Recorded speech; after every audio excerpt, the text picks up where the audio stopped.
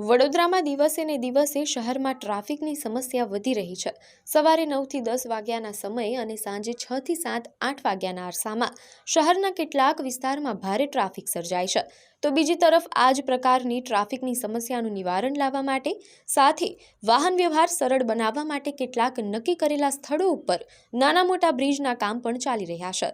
મહત્વનું છે કે વડોદરા શહેરમાં અંદાજિત 425 કરોડના બ્રિજના કામ ચાલી રહ્યા છે, જેમાંના કેટલાક વર્ષ 2027 તો કેટલાક ચાલુ વર્ષ 2026માં પૂરા થવાના આયોજન છે। આ બ્રિજની વાત કરીએ તો સમા તળાવ, ખોડિયારનગર, સરદાર એસ્ટેટ, વૃંદાવન 4 રસ્તા, સનફાર્મા ભાયલી અને વાસણા 4 રસ્તાના કામો માર્ચ 2027 સુધી પૂર્ણ થવાના આયોજન છે। તો વડસરથી કોટેશ્વર અને નાગરવાડા બહુચરાજીવાડા બ્રિજનું કામ માર્ચ 2027 સુધીમાં પૂરા કરવાનું આયોજન છે।